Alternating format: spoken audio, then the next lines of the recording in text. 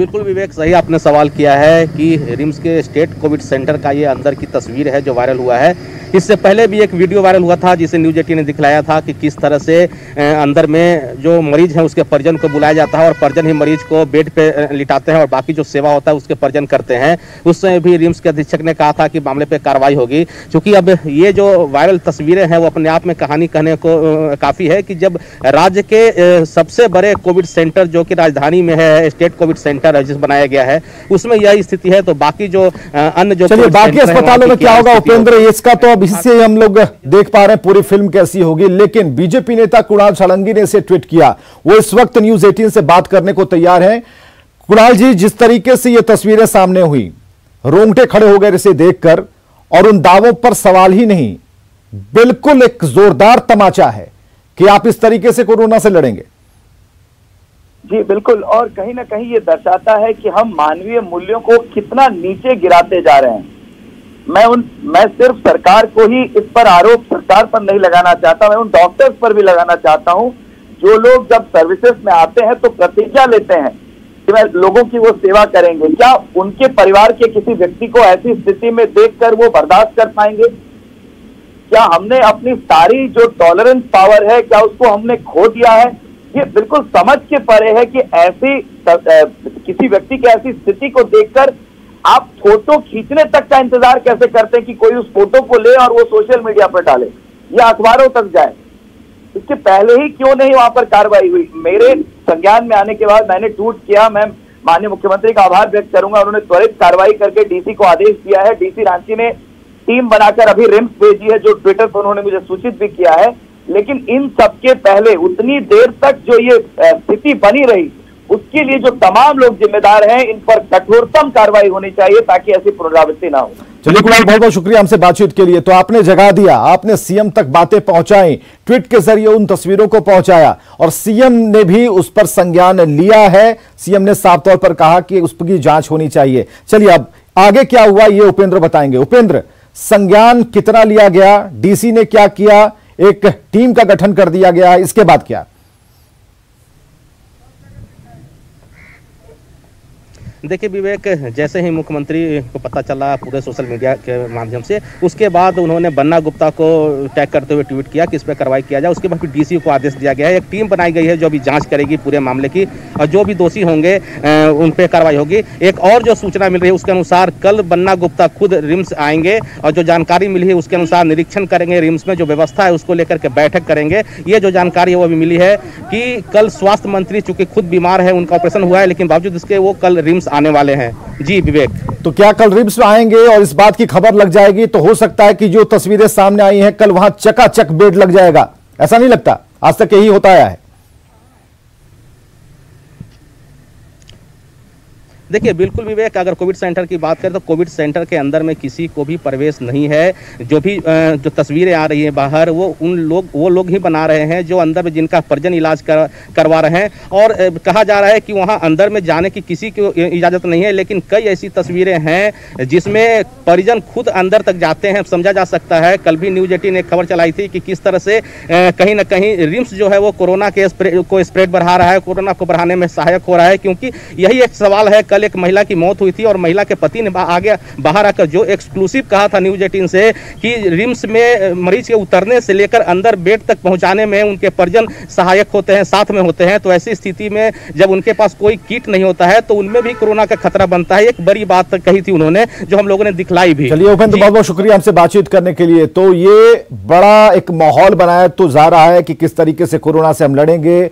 मुंह पर मास्क लगाइए, सैनिटाइजर का इस्तेमाल कीजिए, सोशल डिस्टेंसिंग। लेकिन आपने सुना कि कल जब हमने ये खबर चलाई और उपेंद्र ने भी इस बात को बताया कि मरीज के परिजन खुद उसे अंदर तक पहुंचाते हैं। आप सोच सकते हैं, सोशल डिस्टेंसिंग की बात तो यहां हवाई साबित होती है। खैर, कल जब स्वास्थ्य मंत्री का दौरा होगा रिम्स के भीतर तो यह देखना होगा कि ये टूटी हुई, कह सकते हैं इसे चारपाई से भी बदतर स्थिति, ये क्या बेड वहां दिखाई देता है या नहीं।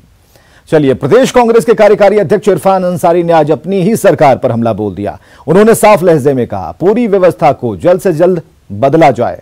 इरफान ने कहा कि व्यवस्था को बदलने में मंत्री अगर अक्षम है तो वो आगे आने को तैयार हैं। मैं जो हमारे मंत्री हैं उनसे कहना चाहता हूँ और जो सेक्रेटरी हैं उनसे कहना चाहता हूँ कि ये मैं बर्दाश्त नहीं कर सकता। रिम्स का नाम रोशन किया जाए, तो इतना पैसा जब खर्च कर रही है सरकार, तो व्यवस्था आप ठीक क्यों नहीं कर पा रहे हैं?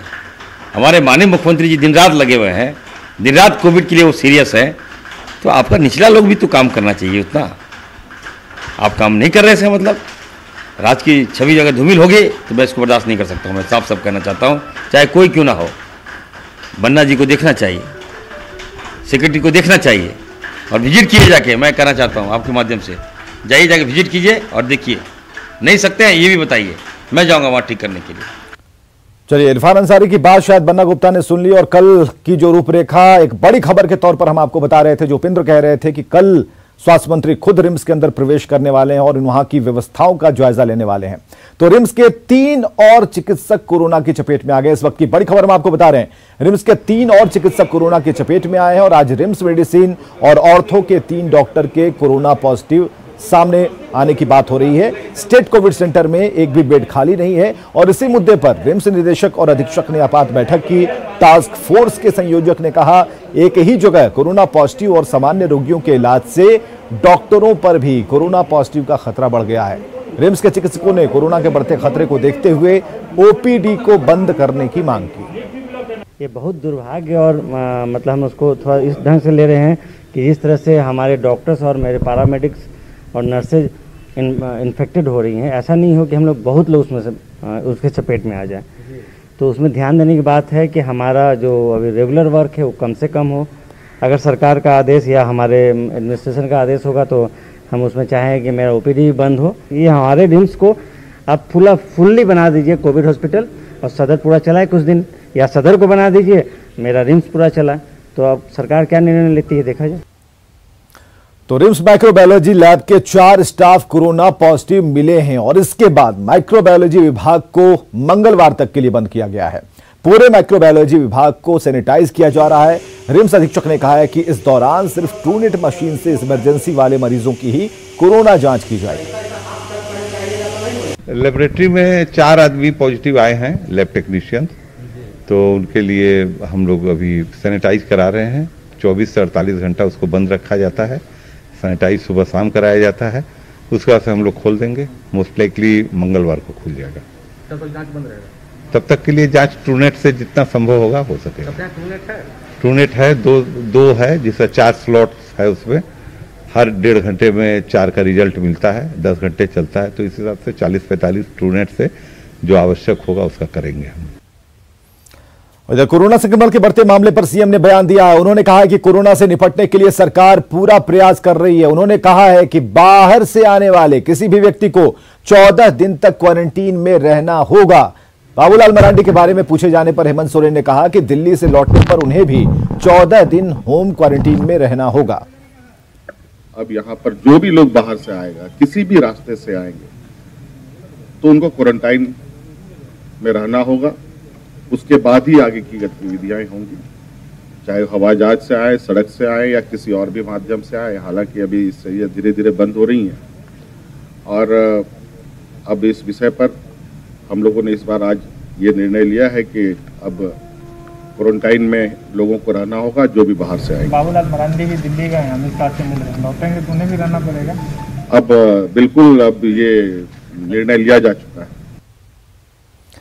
और झारखंड बीजेपी अध्यक्ष दीपक प्रकाश ने दिल्ली में बीजेपी के राष्ट्रीय अध्यक्ष जेपी नड्डा से मुलाकात की। इस दौरान झारखंड में बीजेपी संगठन की मजबूती के साथ 2 सीटों दुमका और बेरमो सीट पर होने वाले उपचुनाव पर भी चर्चा हुई। दीपक प्रकाश ने झारखंड की हेमंत सोरेन सरकार पर विफलता का आरोप लगाया। वहीं कांग्रेस की तरफ से बीजेपी पर सरकार गिराने की साजिश रचने के आरोपों को खारिज किया गया। साथ ही बाहर से झारखंड आने वाले लोगों को क्वारंटीन किए जाने के आदेश को राजनीति से प्रेरित बताते हुए सरकार पर निशाना साधा। दीपक प्रकाश से खास बातचीत की दिल्ली संवाददाता अमितेश कुमार ने। बीजेपी अध्यक्ष दीपक प्रकाश दिल्ली दौरे पर हैं। अभी उन्होंने राष्ट्रीय अध्यक्ष जेपी नड्डा से मुलाकात की है। बात करते हैं उनसे सीधे, क्या बातचीत हुई है जेपी नड्डा जी से आपकी? झारखंड के संगठनात्मक और झारखंड की वर्तमान राजनीतिक परिस्थितियों पर हम लोगों ने चर्चा किया और वहाँ के संगठन की स्थितियों के बारे में हमने उनको बताने का काम किया। साथ ही साथ जिस प्रकार के वर्तमान राजनीतिक परिस्थितियाँ जेएमएम के नेतृत्व वाली सरकार में उग्रवाद पर अंकुश नहीं है, संगठित अपराध की बढ़ोतरी हुई, विकास की शून्यता, और साथ ही साथ हम कह सकते हैं कि केंद्र सरकार के भेज दिए गए हुए अनाज योजनाओं को ज़मीन पर उतारने का उनके पास कोई मादा नहीं है, संकल्प नहीं है, और उसको असली जामा पहनाने का उनके पास तौल और तरीके भी नहीं हैं। इसलिए हमने सारी बातों को रखा है, और साथ में 2 उपचुनाव हैं, बेरमो और दुमका, उस संदर्भ में भी हम उनसे मार्गदर्शन लिए हैं, उनका आशीर्वचन लिए हैं। उनके खिलाफ सुशासन लाने के लिए क्या आप लोग कुछ राजस्थान और मध्य प्रदेश की तरह वहाँ पे झारखंड में भी करने वाले हैं? क्योंकि आरोप उधर से लगाए जा रहे हैं जेएम की तरफ से, कांग्रेस की तरफ से, कि आप लोग मध्य प्रदेश और राजस्थान की तरह झारखंड में भी ऐसा करने की सोच सकते हैं। देखिए, कांग्रेस के प्रदेश के अध्यक्ष सम्मानित नेता रामेश्वर उरांव जी मनगढ़ंत कपोल कल्पित बयान दे रहे हैं। अब बयान इसलिए दे रहे हैं कि अपनी असफलताओं को छुपाने के लिए, कोरोना वायरस के खिलाफ में जो उनकी चीज़ें उभर कर आई कि जनता आज उनसे आक्रोशित है, उनसे दृष्टि को बदलना चाहते हैं, इसलिए इस प्रकार के अनाप शनाप बयान दे रहे हैं। कल ही एक इस तरह का आदेश है कि जो भी बाहर से जाएंगे उन्हें क्वारंटाइन होना पड़ेगा, एक जिले से दूसरे जिले नहीं जा सकते हैं, कुछ इस तरह की व्यवस्था है, खासतौर से आप ही लोगों को ध्यान में रखते हुए हुआ है। देखिए, राजनीतिक निर्णय है, जानते हैं कि दिल्ली में प्रदेश का अध्यक्ष और बाबूलाल मरांडी दोनों गया है, और इसीलिए इस प्रकार से उनके मुख्य सचिव के द्वारा नोटिफिकेशन निकला गया, ऐसा मेरा मानना है। लेकिन हम सारे नियम कानून को मानने के लिए बाध्य भी हैं, और ये हमारे लिए नैतिक आवश्यकता भी है। लेकिन आज सरकार क्वारंटाइन में, जनता के हित में कोई काम और कोई फैसले नहीं लिए जा रहे हैं, उनके प्रशासनिक व्यवस्था लचर है, प्रशासन पर शासन का कोई नियंत्रण नहीं है, इसलिए कुल मिलाकर हम कह सकते हैं कि सरकार ही अभी क्वारंटाइन में। कैमरामैन अपू पाठक के साथ अमितेश, न्यूज़ 18 दिल्ली। तो झारखंड में प्रवेश और यहां से वापसी के लिए सरकार ने ई पास को जरूरी कर दिया है। अब न सिर्फ राज्य में प्रवेश के लिए बल्कि दूसरे प्रदेश में जाने के लिए ई पास जरूरी होगा। इसके लिए जिस राज्य में जाना है वहां से भी मंजूरी लेनी होगी। राज्य के सभी प्रज्ञा केंद्रों के माध्यम से इसके लिए अप्लाई किया जा रहा है। रांची के रिम्स प्रज्ञा केंद्र में बन रहे ई पास का जायजा लिया हमारे रांची सहयोगी उपेंद्र कुमार। कोरोना के बढ़ते खतरे को कम करने के लिए झारखंड सरकार ने राज्य के बाहर से झारखंड में प्रवेश करने वाले और राज्य से बाहर जाने वाले लोगों के लिए ई पास जरूरी कर दिया है। लोग www.jharkhandtravel.nic.in पर जाकर पास बना सकते हैं। बताइए कि क्या इस बार नया है? ये नया ये है सर कि जैसे पहले था कि झारखंड सरकार में कहीं भी जिला में जाने के लिए ई पास की ज़रूरत पड़ती थी, लेकिन अभी माननीय मुख्यमंत्री द्वारा ये कर दिया गया है कि बाहर भी अब जाना होगा। जैसे बिहार जाना है तो बिहार आपको यहाँ से अप्लाई करने के बाद में बिहार के भी आपको वहाँ से आपको परमिशन लेना होगा, तभी जा कर के आप ये कर सकते हैं। करो मतलब आप मतलब स्टेट आप जा सकते हैं। यही सब 2-4 सुविधा पहले था कि आप जिला में जा सकते हैं, तो जिला के लिए भी पास अभी निर्गत किया गया, लेकिन माननीय मुख्यमंत्री बोले कि जिला के लिए अभी नहीं है, अभी आप स्टेट के लिए अब जो है वो 14 दिन का क्वारंटाइन में भी रहेंगे और प्लस में आपको जो वहाँ जाना है तो वहाँ का आपको पास होना चाहिए। आम लोग अगर चाहें कि अपने मोबाइल से ई पास के लिए अप्लाई करें तो क्या करना होगा, किस वेबसाइट पे जाना होगा बताइए? NIC के पोर्टल पे www.jharkhandtravel.nic.in के पोर्टल पर जाकर के सर वहाँ से जाके रजिस्ट्रेशन करना होगा और अपना मतलब दस्तावेज देना होगा कि कहाँ से कहाँ कितना दिन के लिए या आप जाना चाहते हैं हमेशा के लिए, तो ट्रीटमेंट चार्ट पेपर ये सब लगा करके आप जा सकते हैं सर। या फिर और किसी भी मैटर में जाना होगा, शादी ब्याह या कुछ भी हो, तो उसका रीजन आपको दे करके फिर जाना होगा सर वहाँ पे, तो वहाँ से परमिशन मिलेगा बिहार या छत्तीसगढ़ से या यूपी से, तब आप राज्य में घुस सकते हैं उस पेपर के थ्रू सर। तो इस तरह से झारखंड सरकार ने कोरोना की का जो खतरा है, दूसरे प्रदेश में जो लोग जा रहे हैं या फिर वहाँ से आने वाले हैं, झारखंड में कोरोना न फैले इसके लिए कह सकते हैं कि ई पास की जो व्यवस्था की है उसमें कई परिवर्तन किए हैं और इसके पीछे लक्ष्य यही है कि झारखंड को जल्द कोरोना से मुक्त किया जाए। कैमरामैन शाहनवाज के साथ उपेंद्र, न्यूज़ 18 रांची। और खबर है गोड्डा से, जहां महिला को अगवा कर सामूहिक दुष्कर्म किया गया है। घटना गुरुवार शाम की बताई जा रही है और मिल रही जानकारी के मुताबिक सुंदर पहाड़ी थाना क्षेत्र के चंदना में लगने वाली ग्रामीण हाट से पीड़ित महिला लौट रही थी। तभी बाइक पर सवार 2 अपराधियों ने पहले तो जबरदस्ती बाइक पर बिठाया और फिर जंगल ले जाकर इस वारदात को अंजाम दिया। बाद में किसी तरह घर पहुंची महिला की शिकायत पर थाने में FIR दर्ज कराया गया है। आरोपियों की तलाश के लिए पुलिस छापेमारी कर रही है। उसमें ये महिला हत्या करने गई थी, वहाँ से लौटने के क्रम में 2 व्यक्ति इसको जो है पीछा किया और बाइक से जो है इसको ज़बरदस्ती बैठा करके जंगल की ओर ले गए और जंगल में इसके साथ बलात्कार की और उसको वहीं रात भर छोड़ के वहाँ से भाग गए। और खबर है जमशेदपुर से, जहां के सिद्धगोड़ा थाना क्षेत्र के भुइयाडीह में भूमाफिया ने कई लोगों से जमीन के नाम पर धोखाधड़ी की है। स्थानीय लोगों के मुताबिक पुलिस की मिलीभगत से माफिया ने एक ही जमीन को 4 लोगों को बेचकर लाखों रुपए की ठगी की। लोगों के मुताबिक पुलिस भी भूमाफियाओं से मिली हुई है और जबरन उनके घरों को प्रशासन की तरफ से तोड़ा गया। पीड़ित लोगों ने एसएसपी से मिलकर थाना प्रभारी के खिलाफ कार्रवाई की मांग की।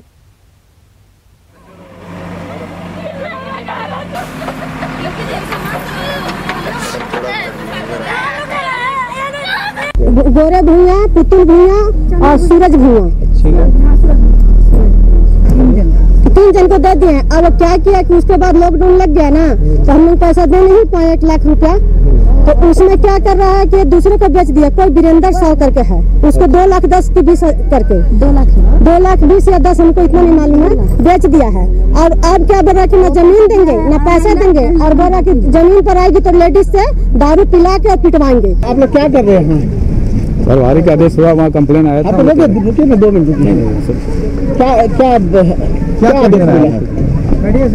सुनिए ना। पाकुड़ में झारखंड को पश्चिम बंगाल को जोड़ने वाला रेल ओवरब्रिज हादसे को न्योता दे रहा है। दरअसल पुल पर बड़ा गड्ढा हो गया है, जिससे इससे गुजरने वाले बड़े वाहनों को मुश्किलें हो रही हैं। रेल ओवरब्रिज का जायजा लिया हमारे सहयोगी कुंदन कुमार कि यहाँ पर का जो नज़ारा है वो काफ़ी दयनीय है। रोड धंस चुका है ओवरब्रिज के ऊपर से। जब बारिश होती है तो यहाँ पर पानी टपकने लगता है। यहाँ पर प्रतिदिन कोई ना कोई वाहन फंस जाता है, खराब हो जाता है और आने जाने वालों को काफ़ी परेशानी होती है। एक वाहन चालक है हमारे साथ, हम उनसे बात करते हैं। यहाँ पर क्या परेशानी हो रही है और क्या आप कुछ महसूस? यहाँ तो परेशानी है, बहुत ज़्यादा परेशानी है। ये पुल है, ये तो टूटने वाला है। अगर ये पुल टूट जाएगा तो हम लोग जो जाना आना करते हैं तो बहुत ही दिक्कत हो जाएगा। बंगाल जा पाएंगे अगर टूट जाएगा? नहीं, ये अगर टूट जाएगा तो बंगाल नहीं जा पाएंगे। ये एक सिर्फ रोड है, पुल है जो बंगाल जाता है। और बहुत धन्यवाद। हमारे साथ और एक ट्रैक्टर चालक हैं जो सामान लेकर के भी आ रहे हैं, हम उनसे जानते हैं क्या परेशानी होती है, क्या दिक्कत होती है। आप इतना सामान भर करके लाते हैं तो रास्ते में क्या दिक्कत होती है इस पुल को लेकर? जाता नहीं है, गाड़ी खराब हो जाता है हर टाइम में। बड़ा गाड़ी जो 10 चक्का 15 चक्का चल रहा है वो हर टाइम में एक दिन में 8 गो गाड़ी 10 गो गाड़ी खराब होता है। तो आपने देखा कि जो यहाँ पर परेशानी है वो साफ दिख रही है और डिमांड कर रहे हैं लोग विभाग से कि यहाँ इस पुल को जल्द से जल्द मरम्मत करा जाए। अगर यह पुल टूट जाता है तो बंगाल से जोड़ने वाला यह पुल टूटने के बाद किसी भी तरह से बंगाल आना जाना बाधित हो जाएगा, क्योंकि ओवर ब्रिज बना हुआ है रेलवे का और ओवर ब्रिज के चलते बड़ी वाहन वहाँ नहीं जा सकती है। कुंदन कुमार, न्यूज़ 18 पाकुड़। तो फिलहाल के लिए इस बुलेटिन में बस इतना ही। आप बने रहिए हमारे साथ।